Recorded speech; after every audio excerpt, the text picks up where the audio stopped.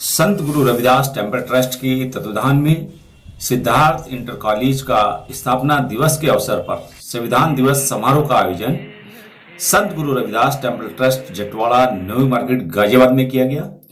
कार्यक्रम का भीमारंभ बुद्ध वंदना के साथ किया गया। संत गुरु रविदास टेम्पल ट्रस्ट के अध्यक्ष पूर्व पार्षद हर्षरूप सिंह द्वारा तथागत बुद्ध व बाबा साहब को पुष्पांजलि की गई। आए अतिथियों के साथ में इस कार्यक्रम में अतिथिगण मामराज सिंह पूर्व IAS, साथी बलवीर सिंह सदस्य व्यापार कर अधिकरण, प्रोफेसर राजकुमार दिल्ली यूनिवर्सिटी, ब्रह्मदेव सिंह अनुसूचित जाति शिक्षक वेलफेयर एसोसिएशन, देवेंद्र कुमार प्रधानाचार्य समुदाय इंटर कॉलेज, खजान सिंह पूर्व PCS, अर्जुन सिंह पूर्व ARTO, डॉक्टर चरण सिंह MD सुदर्शन हॉस्पिटल गाजियाबाद आदि सिद्धार्थ इंटर कॉलेज के प्रधानाचार्य शरणवीर सिंह व स्कूल स्टाफ ने आए हुए अतिथियों का स्वागत भी किया गया। साथ ही संविधान दिवस के मौके पर तथागत की प्रतिमा का अनावरण व माता सावित्रीबाई फूले पुस्तकालय का भी अनावरण आए हुए अतिथियों द्वारा किया गया। सिद्धार्थ इंटर कॉलेज के छात्र छात्राओं द्वारा सांस्कृतिक प्रस्तुति पेश कर आए हुए अतिथियों को ताली बजाने पर मजबूर किया। संविधान दिवस के मौके पर आए हुए वक्ताओं ने संविधान दिवस पर ध्यान केंद्रित करते हुए अपना संबोधन किया, जिससे स्कूल के छात्र छात्राओं का मार्गदर्शन हुआ। आज के इस ऐतिहासिक कार्यक्रम में जहां हजारों लोग सम्मिलित हुए, वहीं इस कार्यक्रम की सफलता पर चर्चा भी हुई। ट्रस्ट के अध्यक्ष पूर्व पार्षद हर्षरूप सिंह व सिद्धार्थ इंटर कॉलेज के प्रिंसिपल शरणवीर सिंह ने आज के सफल आयोजन पर सभी का अभिवादन किया और इस कार्यक्रम में जहां हजारों बच्चे इस कार्यक्रम में सम्मिलित हुए, हजारों लोग सम्मिलित हुए और ट्रस्ट के अध्यक्ष द्वारा आए हुए अतिथियों के सम्मान में कोई कमी नहीं छोड़ी गई। जहां स्कूल के प्रिंसिपल शरणवीर सिंह जी द्वारा लोगों का सम्मान भी किया गया। आए हुए लोगों का ये एक ऐसा आयोजन था, एक ऐसा कार्यक्रम था जहां दिल्ली NCR के हजारों लोग इस कार्यक्रम में सम्मिलित हुए, क्योंकि संविधान दिवस के मौके पर जहां आज की युवा पीढ़ी को उनको जागरूक करना होता है, उसी के लिए आज का ये मंच लगाया गया था। स्कूल का स्थापना दिवस तो था ही, साथ ही पुराने जितने भी राजनीतिक, सामाजिक, धार्मिक लोग थे वो इस कार्यक्रम में सम्मिलित हुए और उन्होंने मंच के माध्यम से बच्चों को आशीर्वाद स्वरूप अपना संबोधन में बताया कि किस तरीके से बाबा साहब डॉक्टर भीमराव अम्बेडकर ने कठिन परिस्थितियों में रहते हुए भी भारत का एक ऐसा ऐतिहासिक दस्तावेज लिख डाला जो आज पूरे विश्व के अंदर चर्चा का विषय बना हुआ है। ऐसा ही भविष्य निर्माण के लिए आप भी अपना कार्य करें। वक्ताओं के संबोधन से बच्चों ने आज एक ऐसी प्रेरणा ली जो आज कम से कम अपने आप को परम पूज्य बोधिसत्व बाबा साहब के मार्गदर्शन पर चलाने के लिए आज प्रेरित हुए। आइए देखते हैं NPT न्यूज इंडिया की ये विशेष कवरेज नवी मार्केट गाजियाबाद उत्तर प्रदेश से। धन्यवाद शरणवीर जी। जो परिचय शरणवीर जी ने दिए वो सब अपनी जगह है, एक जिम्मेवारियां हैं। सबसे बड़ा परिचय यह है कि मैं आपका भाई हूं, आपका साथी हूं और आप ही के बीच में हूं। वो जिम्मेवारियां हैं जो उन्होंने दी हैं।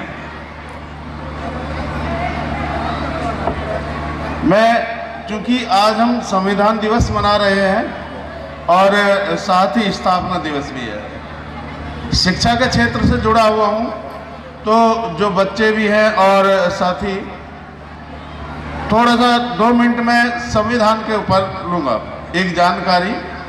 वैसे तो सब ब्लैक एंड वाइट है, आप चाहेंगे पढ़ेंगे तो सब मिल जाएगा, लेकिन उसके साथ ये भी है कि कई बार हम पढ़ने की भी जहमत नहीं उठाते। जब द्वितीय विश्व युद्ध खत्म हुआ था तो उसके बाद भारत में स्वतंत्रता की संभावना को तलाशते और संविधान की संभावना को तलाशते हुए एक कैबिनेट मिशन भेजा गया था और उसके बाद जुलाई 1940 में 389 सदस्यों की एक कमेटी बनाई गई थी संविधान के लिए, संविधान सभा। लेकिन जैसा कि सभी को जानकारी भी है, 1940 में कमेटी बनाई गई थी, पर हुआ क्या कि 14 अगस्त 1947 को जब देश आज़ाद हुआ तो वो कमेटी 2 हिस्सों में बट गई। देश के 3 टुकड़े हुए, पाकिस्तान, पूर्वी और पश्चिमी पाकिस्तान और भारत। तो जो भारत में जो भारतीय संविधान की सभा थी उसमें दोनों 299 सदस्य रह गए, और उसमें जो हमारी संविधान सभा थी उसके अध्यक्ष डॉक्टर राजेंद्र प्रसाद थे। जब ये तय नहीं हो पा रहा था कि संविधान कैसे बने, कैसे होगा, वो सारी चीज़ों को जानने के लिए और किस प्रकार से जो आर्किटेक्चर होता है कि घर तो बनेगा पर कैसे बने, उसके लिए एक ड्राफ्टिंग कमेटी बनाई गई जिसे हम प्रारूप समिति बोलते हैं, और उसका जिम्मा बाबा साहब भीमराव अंबेडकर जी को सौंपा गया। साथियों, गर्व की बात और सोचने की बात यह है कि उस कमेटी में उस वक्त के लगभग जो भारत के नामचीन थे वो सभी बैरिस्टर थे, एक से एक समाजविद था, कानूनविद सभी थे, और उस सब के बावजूद भी इस कार्य के लिए बाबा साहब को सौंपना ये अपने आप में उनकी कमतर और बाबा साहब की उच्चतर क्षमता को आंकना है। और बाबा साहब इस पर खरे उतरे। बोलने को बहुत कुछ है, लेकिन एक जो खास बात है वो ये है कि जो संविधान था, देखिए एक मैसेज भी चलता है और वो बिल्कुल सही है। एक किताब लिखी गई थी, करोड़ों लोग उसने गुलाम कर दिए, आधी आबादी को पूरी तरह गुलाम कर दिया। नाम बताऊं भी तो मैं आप जानते हो, जो मनुस्मृति है और कई संहिता लिखी गई, स्मृति लिखी गई, और फिर एक किताब लिखी गई संविधान, उसने उन सबको बराबर कर दिया। उसने मानव का भेद मिटा दिया और जो दबी कुचली आवाज थी उसको बोलने का अवसर दिया। संविधान में अनुच्छेद 395 अनुच्छेद है, 25 भाग हैं और उसके साथ ही 12 अनुसूचियां हैं। ये कुछ ऐसी जो उसकी टेक्निकल चीजें हैं, आप पढ़ेंगे सारी मिल जाएंगी। सवाल ये है कि अब संविधान लागू होने के बाद आपके कर्म को महत्व दिया जाने लगा।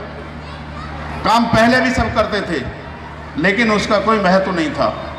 जब से संविधान लागू हुआ उसके बाद से आपके कर्म को महत्व मिलने लगा। इसके साथ साथ ये संविधान एक ऐसा संविधान है पूरे विश्व का कि जो ना सिर्फ सजीवों को, न केवल मनुष्यों को ही नहीं, सजीवों को नहीं, बल्कि निर्जीवों को भी संरक्षण करता है। और वो सब देता है कि अभी पहले वक्ताओं ने कहा था उसके साथ कि संविधान ने हम सबको आज़ादी दी है, स्वतंत्रता दी है, पर साथियों स्वतंत्रता दी है, स्वच्छंदता नहीं दी है। पहले कोई बात हो रही थी उसमें, स्वच्छंदता नहीं दी है। चाहे हमारी भाषा की आज़ादी हो, चाहे हमारी समता की हो, अवसरों की समानता की हो, वो सब आज़ादी एक नियम के अंतर्गत दी गई है। हम उनका तभी अच्छे से उपयोग कर सकते हैं जब हम उनके नियमों का पालन भी करते रहें। आज संविधान की जो सबसे बड़ी बात है, यहाँ पर मैं बोल रहा हूँ, आप सब बैठे हैं सुन रहे हैं, ये सुंदर भवन ये संविधान की देन है। संविधान ने आपको यदि दिया है तो वो कितने से कितना ही गरीब हो, कैसा ही हो, उसको सपने देखने की आज़ादी दे दी। आप संविधान से पहला कुछ पढ़ोगे तो आप सपने नहीं देख सकते थे। एक गरीब का बालक कभी नहीं सोच सकता था कि वो इस देश का मुखिया बन जाएगा। अभी जो आदिवासी जाति से आती हैं हमारी महामहिम राष्ट्रपति जी द्रौपदी मुर्मू जी, कभी क्या कोई कल्पना कर सकता संविधान से पहले कि कोई आदिवासी इस देश का मुखिया बन जाएगा? उससे पहले राष्ट्रपति कोविंद जी थे, दलित जाति से ही आते थे, और यदि उनकी आप बचपन की कहानी सुने तो जिनके पास कुछ नहीं था, एकदम एक्सट्रीम गरीबी से निकल के वो इस देश के राष्ट्रपति बने।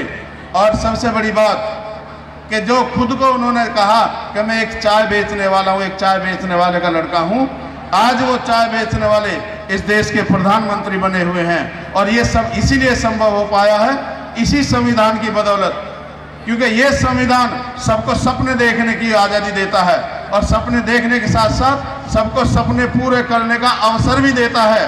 और यदि आप उस अवसर का लाभ नहीं उठा पा रहे हैं तो निश्चित तौर पर ये मानिए कि संविधान ने कोई कमी नहीं की है, कहीं ना कहीं आपके कर्म में, आपकी मेहनत और आपके जज्बे में कमी है। आप ही के बीच से निकल कर कोई कहीं, अभी हमारे सम्मान्य और प्रेरणा स्रोत खजान सिंह जी बैठे हैं, मोहम्मद जी थे, IAS PCS बैठे हैं, वो ये नहीं कि कोई राजसी परिवार से थे, वो सब हमारे बीच में से उन गरीब घरों से निकल के गए हैं।